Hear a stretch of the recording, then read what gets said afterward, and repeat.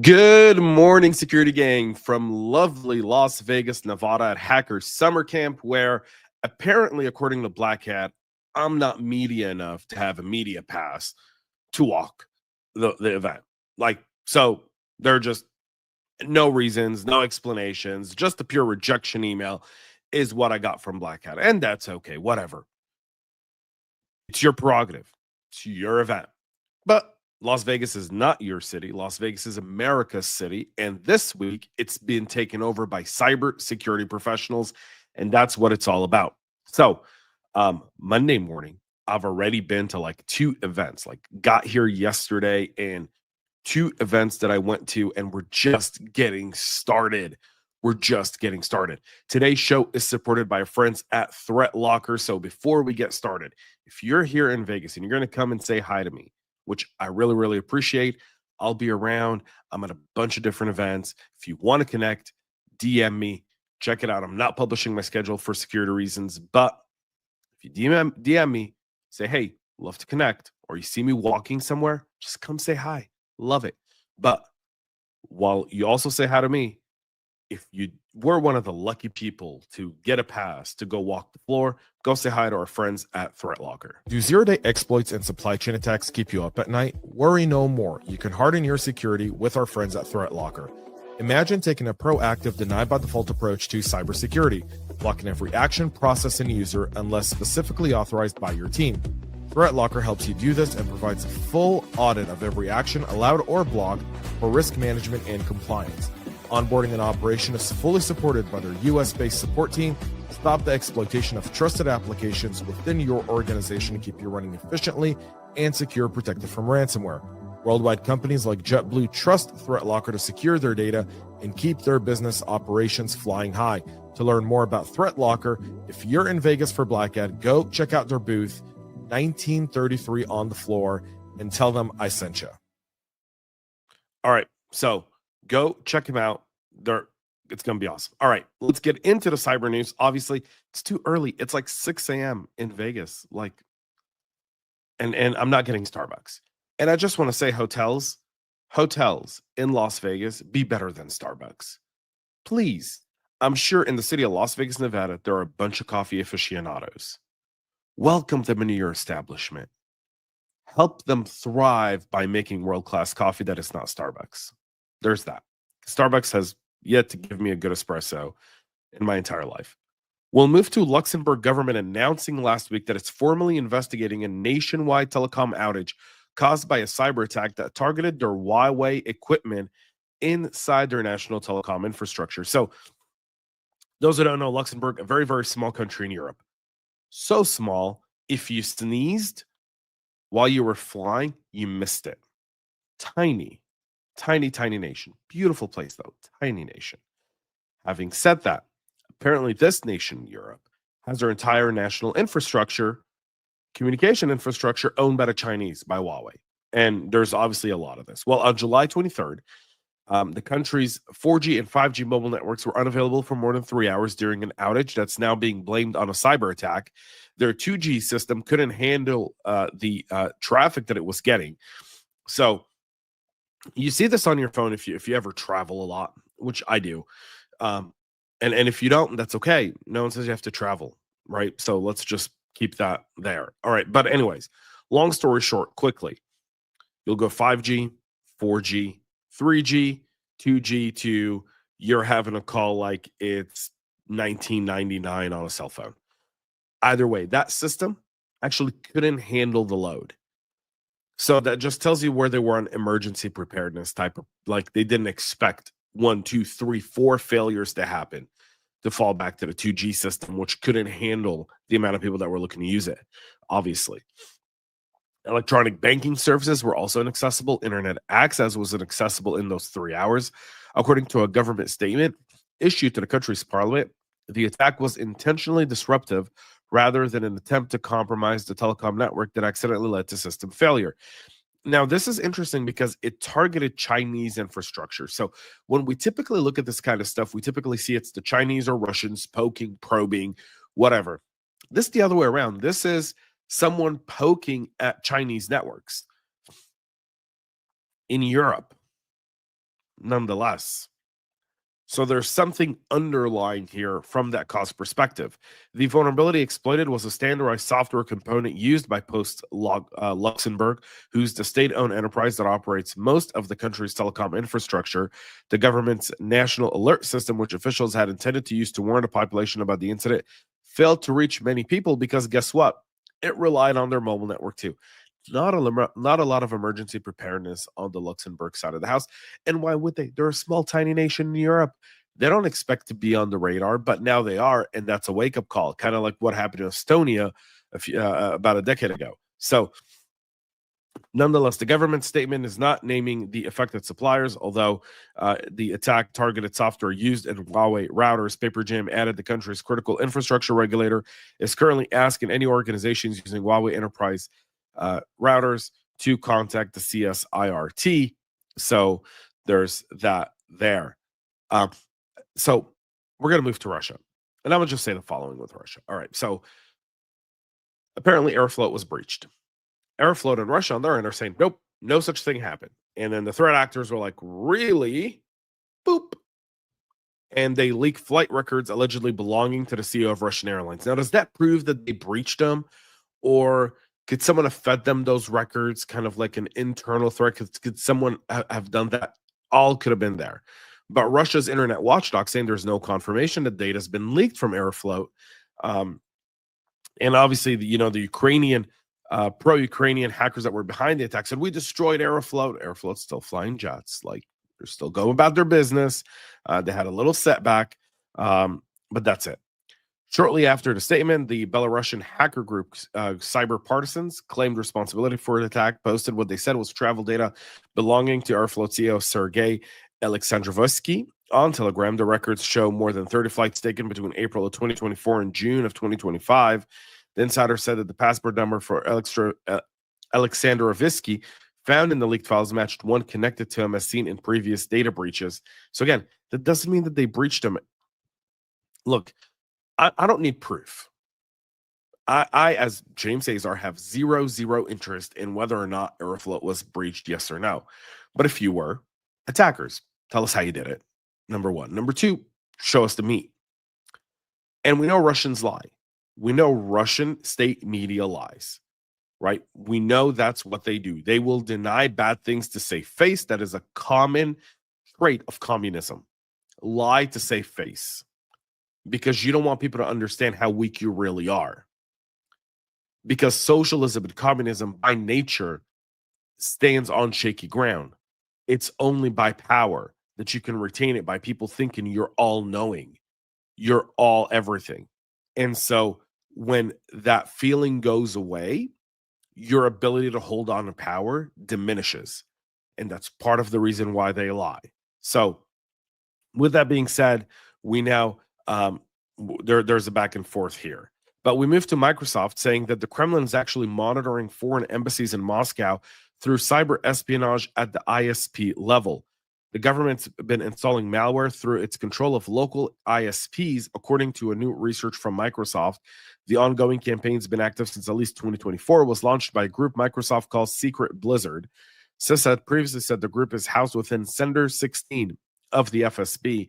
The tech giant added that this is the first time they've confirmed Secret Blizzard, also tracked as Turla, and that they've had the capability to conduct espionage activities at the ISP level. In a blog post on Thursday, Microsoft said it first saw the spies using an adversary in the middle technique to deploy the Apollo shadow malware against foreign embassies in February of this year, allowing them to collect intelligence from diplomatic entities and maintain access to systems.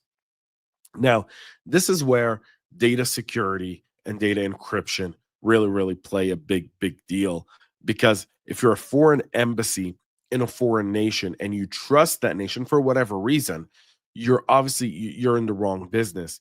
You ought to assume that every single thing you do in your embassy is being monitored, irregardless to diplomatic protocol, and you've got to use world-class type of encryption that you either develop in-house that's able to actually secure the data you want to secure, so that the adversary, the host nation, can't get access to it. So this means that diplomatic personnel using local ISPs or telecom services in Russia are more likely highly targets of Secret Blizzard's adversary in the middle position within those services. And again, they're going at the ISP level. So our nations there using local ISP to communicate diplomatic stuff like that? I doubt it. And if they are, they're very immature, and that's just a whole. They don't have the resources. Is the United States sending stuff in an open internet from its embassy in Moscow to DC? Doubt it. Highly doubt it. In fact, if the US uses ISPs in Russia to communicate back, I'd be surprised. It's likely that there's some satellite system in play that overrides all of the ISPs. Now, could local employees use the ISPs and as such be victims of this campaign? Absolutely. And that's likely what they target. Secret Blizzard uses its adversary in the middle position to redirect target devices, put them behind captive portal, which are legitimate web pages that manages network access. You'll see this when you try to log into a Wi-Fi at a hotel, airport, or cafe. You're then routed to a separate domain controlled by the group that prompts them to unknowingly download the Apollo Shadow malware. Parts of the malware masquerade as Kaspersky antivirus installer that allows the attacker to gain elevated privileges in the system, according to Microsoft. And now you see the kind of thing looking at that. The Microsoft research comes after months which were raised about how the Trump administration is handling sensitive communication in Russia. Trump's Ukraine and Middle East envoy Steve Witkoff was in Moscow meeting with President Putin during the Signal chat incident in March. So there's that there. And just last week, we happened to be at the same hotel that Mr. Witkoff was at when he was in Israel. So so great stuff there. So U.S. officials later confirmed Witkoff did not have any of his personnel or government-issued phones with him while in Moscow. That's typically pretty standard. So we have that there. But again, they're using ISPs. That's nothing new. Microsoft's researchers pointing it out. I'm just going to put it out there. There's that, and that's something to obviously keep in mind when you do business in places like Russia, China, or anywhere else. Understand that this is likely not a technique invented by Russia, and Russians are the only one using it. Ransomware gangs are jumping on the bandwagon of the SharePoint vulnerability chain, also known as Tool Shell. Researchers at Palo Alto's Unit 42 discovered a 4L4MD4R ransomware variant on an open source Maori 870 code while analyzing incidents involving the SharePoint exploit chain. The ransomware was detected on July 27th after a malware loader that downloads and executes the ransomware from the innovation factory.it was seen there. The ransomware encrypts files on the compromised system, demands a payment of 0.005 bitcoins, generating a ransom node and encrypted file lists on the infected device. Microsoft and Google have both linked these attacks to Chinese threat actors. Now we're seeing potentially kind of after China got what they wanted out of this vulnerability, they'll likely letting other people get in on the fun as well in order to reduce the noise and attention that they're getting from it. A typical Chinese move. We'll continue with telecom organizations in the southeast of Asia being targeted by a threat actor, a state-sponsored threat actor known as CLCTA 09 or 69er, facilitating remote control over compromised network.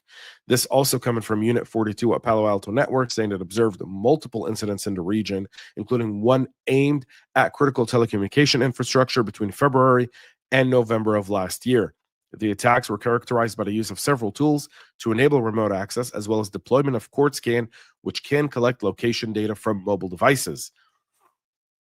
The threat actor maintained high operational security, employed various defense evasion techniques to avoid detection, according to Renzon Cruz, Nicholas Burrell, and Naveen Thomas, all at Palo Alto 42, Unit 42. They say the cluster tracked by CrowdStrike under Liminal Panda is a Chinese Nexus espionage group, and they could be related there. It's worth noting that some aspect of Liminal Panda's tradecraft were previously attributed to another threat actor, also Chinese, known as Light Basin. So you'll see that they really do employ brute force techniques against SSH authentication mechanisms for initial access. They then leverage that to drop the auth door, which is a malicious pluggable authentication module. It's kind of like a PAM that works similar to Slapstick. They then will use CoordScan to do network scanning and packet capture. They'll use GTP door a malware designed to be deployed in telecom networks adjacent to GPRS roaming exchanges. They'll use an echo backdoor, which is a passive backdoor listening to ISMP echo request packets containing C2 instructions. They'll then serve GPRS support node emulator, which is an emulation software to tunnel traffic through the telecom network and bypass any sort of firewall restrictions. Kronos RAT, which is a modular ELF binary that's capable of shellcode execution, file operation, key logging, port forwarding, remote shell, screenshot capture, and even proxy capability. And then NoDeep DNS, a Golang backdoor that creates a raw socket and passively listens for UDP traffic on port 53 to parse incoming commands via DNS messages. So you see the sophistication there. State sponsored very, very well through with good operational security. All in all, showing you that. And again, this is all pointing the finger to China. There's that. Cursor, finally, if you have people that use Cursor, which we all do, you may want to pay attention to this vulnerability. CVE 2025-54135 exists because Cursor did not require user approval when creating a sensitive MCP file. The defect could allow an attacker to write a dot file such as a .cursor or MSP.json file through an indirect prompt injection, then trigger remote code execution without the user's approval. So you want to make sure you get that patched up. Biotech contractor Illumina settling with the Department of Justice over cybersecurity lapses, paid a $9.8 million settlement. The case against a biotech company that specializes in genetic analysis was brought under the False Claim Act, which allows the DOJ to pursue damages from vendors who violate contract. The DOJ alleges between 2016 and 2023, the San Diego-based firm sold government agencies products that include software vulnerabilities. Lumina had an inadequate security program, the government said, and didn't sufficiently monitor for or fix issues in their product. They're now paying a cool $9.8 million for that one there as well. So something to keep in mind. A bipartisan bill by U.S. Senators Gary Peters of Michigan and Marsha Blackburn of Tennessee works to establish a national strategy for migrating to quantum cybersecurity. The National Quantum Cybersecurity Migration Strategy Act, the White House Office of Science and Technology Policy will be tasked with coordinating a strategy for ensuring the federal government systems are resilient to post-quantum threats. Obviously, the Senate is seeing something there. This is not the first time we've talked about it. Just a month ago, we talked about a congressional committee on quantum computing and the fact that many people are saying it's around the corner and we can't be caught sleeping at the wheel. We're now seeing this bipartisan bill get it there. We'll see if it passes, but it's there now. On late Saturday night, Sean Cairncross has now been confirmed as the National Cyber Director for President Donald Trump. He'll be leading the cyber policy at the White House level. The former COO and legal advisor at the Republican National Committee, and he was also the CEO of the Millennium Challenge Corporation during President Trump's first term. He does not have significant technology or security experiences, but he did tell senators during his confirmation hearing that he helped public and private organizations respond to attacks. As head of the Office of the National Cyber Director, he will have a significant opportunity to put a stamp on how we take approach to a wide range of cyber challenges. And the Senate voted 59-35 to confirm him, meaning several Democrats voted for him there as well. So there's that. And finally, as we're here at Hacker Summer Camp, you'll see a lot less companies because 44 M&A deals were done just last month, including Exonius acquiring Cynario, Commvault acquired Satori Cyber, Darktrace acquired Mira Security, and then the deal that shook me, Palo Alto acquiring CyberArk for $25 billion. Okay, Vanta acquired Risky. So a lot of acquisitions. You'll see a lot of people maybe wearing a Risky shirt that's now says part of Vanta, and we'll see how the CyberArk people handle the questions about Palo Alto. I'm baffled by the Palo Alto acquisition, just baffled, but that's just me.